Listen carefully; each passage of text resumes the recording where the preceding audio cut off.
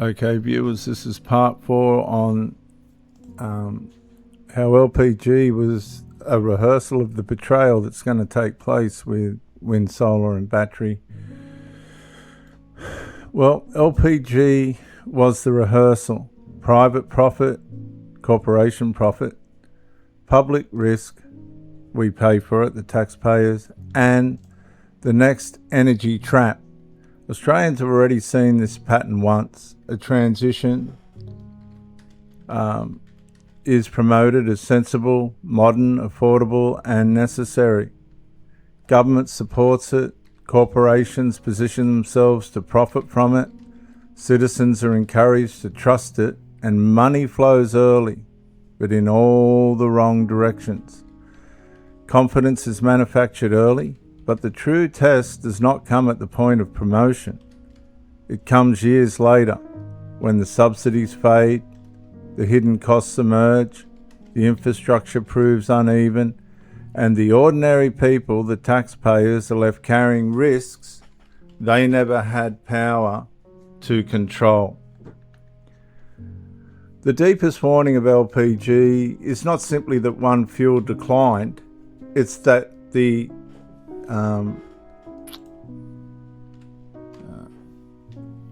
public servant, government institutions and corporations can align around the promotion of a transition long before there's any durable guarantee of nationwide affordability, reliability or long-term consumer protection.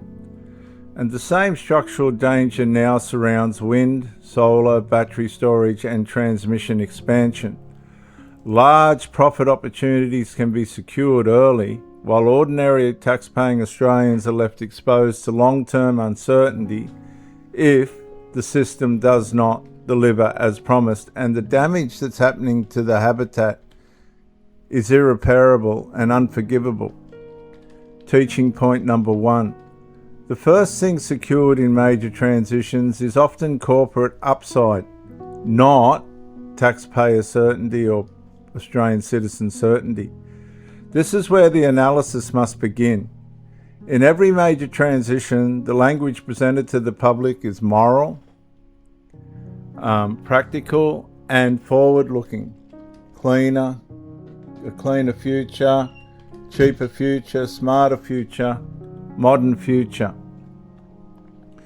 But beneath the rhetoric, the first concrete thing often secured is not national success. It is project approvals, subsidies, contracts, financing pathways, construction opportunities, equipment sales and market share. In other words, the transition begins by locking in commercial winners long before it proves broad-based taxpayer benefit. And that's what makes the LPG precedent, the betrayal, the rehearsal, so important. The public servant government institutions promoted LPG. The taxpayers responded. Vehicle makers benefited. Conversion businesses benefited. Fuel retailers benefited while the model expanded. But the ordinary taxpayer assumed that because the transition was being promoted, it had been structurally secured. That assumption turned out to be false. Promotion came first, and permanence did not. The same pattern is visible now. Wind developers, solar manufacturers, most of which are not Australian, battery providers, transmission builders, engineering firms, project financiers and major energy players stand to gain enormous capital expenditure profits during the transition phase. But profit opportunity is not proof of what is supposed to going to be national success. A corporation can profit even if the long-term social outcome is a failure, or at least unstable or more expensive than promised. Corporations can profit from rollout before the system is fully proven. Commercial contracts are often clearer than long-term consumer protections. Early investment momentum can create the illusion that success is already guaranteed, and public confidence is often built before long-term outcomes are truly known. Teaching point number 2. Australians, taxpayers, are again being asked to commit before the full life cycle costs are settled. And this is one of the strongest parallels with LPG. A transition becomes dangerous when people are encouraged to commit major household money before the total life cycle burden is fully understood. With LPG, many tax-paying Australians converted vehicles, bought LPG models straight off the production line, and arranged their budgets around fuel savings because they believed the system would remain viable for years. But the public servant government institutions changed settings, infrastructure thinned out, and the cost of being in the system shifted back onto the taxpayer. Now, the LPG didn't change, it was always there, the product was there, but the betrayal came from the public servant government institutions. They undermined their plans, their own plans. The same risk now exists with solar, wind-backed electrification, batteries, EV pathways, and distributed home energy investment. Households are encouraged to believe they are stepping into a more secure and cheaper future. Real long-term questions remain much larger than the sales pitch. Battery replacement, inverter replacement, panel degradation, disposal, maintenance, insurance, network charges, tariff changes, and system complexity all add up. The issue is not whether these technologies can work. The issue is whether ordinary tax-paying Australians are being shown the full burden before they're asked to commit. And viewers, the harsh lesson of LPG is that a citizen can make a rational decision inside an irrational policy sequence. The public may act prudently based on the information they are given, but if the structure around them is unstable, they will still inherit loss. Households make long-term decisions based on present policy signals. Upfront savings claims do not settle downstream replacement and maintenance issues. A transition can look affordable at entry while becoming expensive over time. This is like, there's a particular brand of motorcycle that you can buy. I won't say it just in case. But at every 15,000 kilometres, there's a $4,000 service. Well, that's not affordable. This is what's going to happen with all of this. Probably only worse. Teaching point number 3. Massive infrastructure spending creates winners immediately. And that's the people that profit from it, but does not automatically produce nationwide success.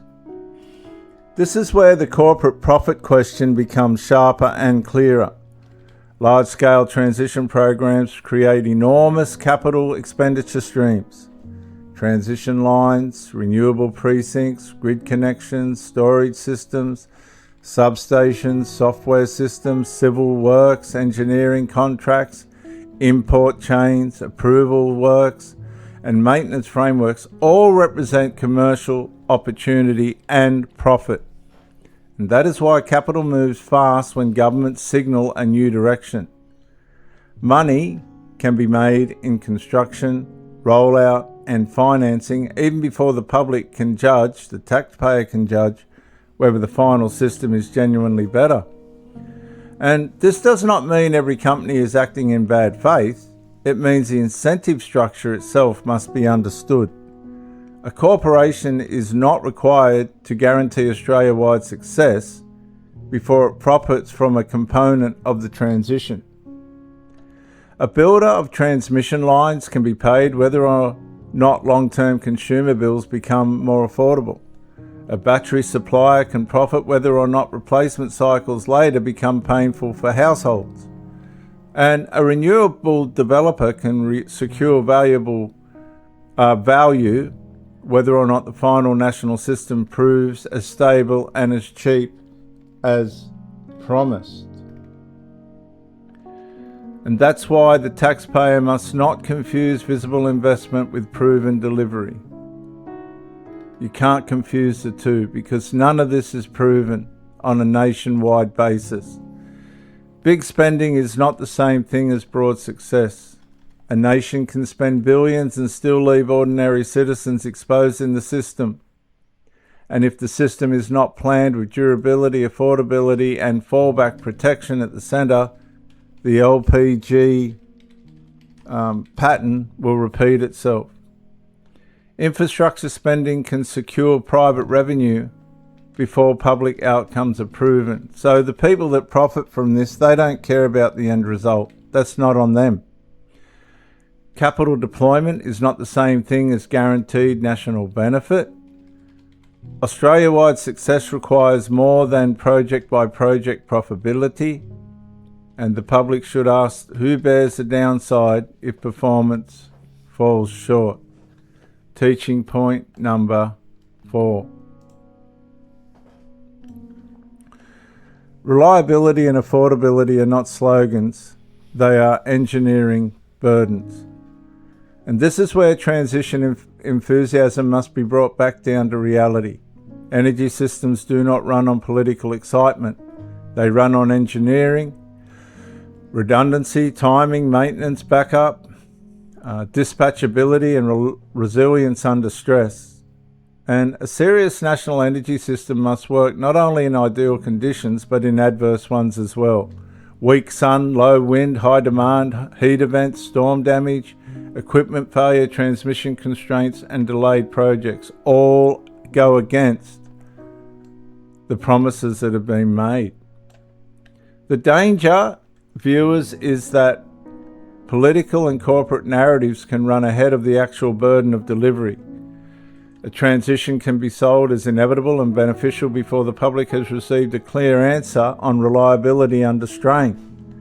And because most citizens do not run power systems for a living, they are often asked to place trust in abstract assurances.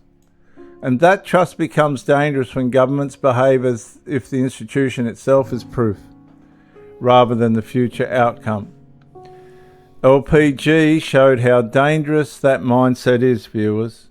The public was encouraged into a system before its long-term durability was defended. And in the same way, wind, solar and battery transition should not be treated as morally self-justifying, because it's not. They must be judged by whether they can deliver stable, affordable, Australia-wide performance over time, which they are not. And until that is proven, the burden of proof remains on those demanding the public trust, and that's Chris Bowen and his clown show. So reliability is a system question, not a branding question. Engineering constraints matter more than political ambition. Affordability must be measured over time, not just at the point of promotion.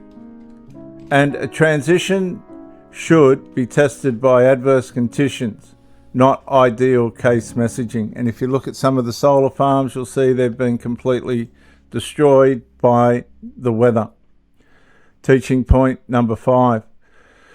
The deepest risk is that ordinary tax-paying Australians once again become the shock absorbers for the profit of others. And this is where the argument becomes moral as well as economic. In unstable transitions, the public often becomes the absorber of every unresolved problem. And if prices rise, the public pays. If infrastructure is delayed, the public waits. If reliability falters, the public adapts. If replacement costs emerge, the public funds them. If policy changes, the public restructures again. Meanwhile, many of the decision makers who promoted the transition are insulated from the direct household consequences and usually have profited from it. So that asymmetry is the heart of the grievance. Ordinary Australians are repeatedly told that large transitions are being undertaken for their benefit, yet the risk architecture often works the other way around. The upside is distributed through corporate contracts and profit, political announcements and personal promotions, and sectorial advantage. The downside is diffused into the lives of the families, workers, pensioners and commuters, and small business owners who must live inside these consequences. And this is why, viewers, LPG remains such a sharp precedent. It was not merely a policy story, it was a trust story. People acted in good faith and were later left to manage the retreat of the very system they had been encouraged to enter. And if that pattern repeats with wind, solar, batteries and electrification, then Australia will once again socialise risk onto ordinary tax-paying Australians while allowing institutions to speak as if the transition itself were an unquestionable good. So, ordinary households often carry the downside when transitions underperform.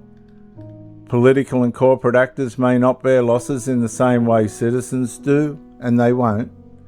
And the public pays for uncertainty through bills, delays, and forced adaptation. A just transition must protect citizens before it rewards institutions. Final point, viewers. Point number 6, teaching point 6. The proper response is not blind rejection, but hard accountability. The strongest position is not emotional rejection of technology. It is disciplined skepticism toward unmanaged transition. The public does not need to deny the renewable technology has a place. What it must deny is the idea that a transition should be trusted merely because it is fashionable, subsidised, or loudly promoted.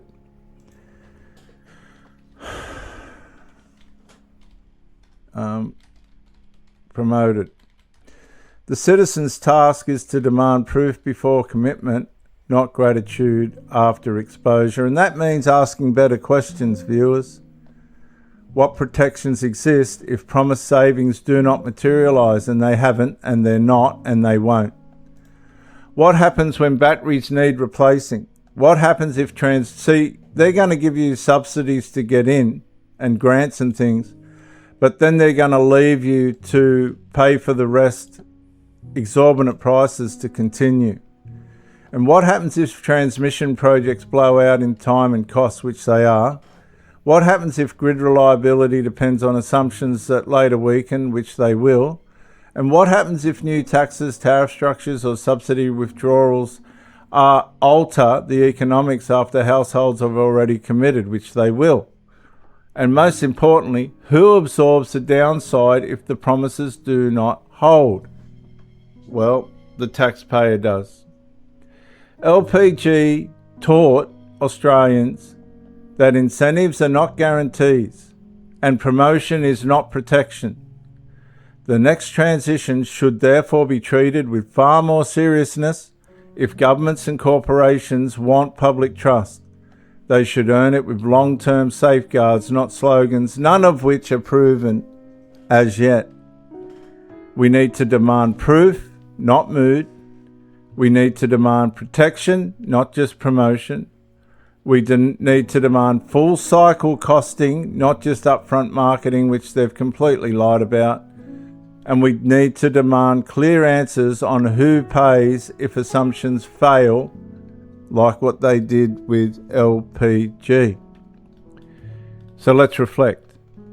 If corporations can profit early and take the money and run, and the public servant government institutions can move on later without any effect to themselves, even though they've caused it, why should ordinary Australian taxpayers be the ones expected to trust the transition first? Well, you shouldn't. That's my advice. Don't trust any of it. Here's a challenge. Before accepting another major energy transition at face value, insist on long-term affordability modelling. Replace cost transparency, reliability proof, nationwide delivery realism, and consumer downside protection written into the structure from the beginning. Let me just say that if you buy an electric car, its second-hand value is zero. You can't even trade them in because it's too expensive to replace the batteries in them. Proverb: a taxpayer who forgot how they were led into the last unstable system will be easier led into the next unstable system. And in closing, viewers, LPG should never be treated as a minor historical footnote. It was a national warning about how transitions can be sold before they are secured. And that warning now reaches directly into the current debate over wind, solar, batteries, and electrification. The issue is not whether companies can profit from the transition. Oh, they are, believe it, billions. And of course they can, and they are. The issue is whether Australian taxpayers are again going to be asked to commit their money, their trust, and their future to a system whose nationwide success remains less guaranteed than its commercial opportunity. And that is the question that must now be pressed relentlessly, because if the patterns repeat, the public, the taxpayer, the Australian, will once again discover too late that the profits were secured early, much earlier than the protections. I'm Dr. J.W. Ayub, Count Straight on this channel, Pro Theologist on other channels on YouTube, Pro Brickian Pro Theologist on Facebook. Subscribe, like, and encourage me to do more, and I'll see you on the next one.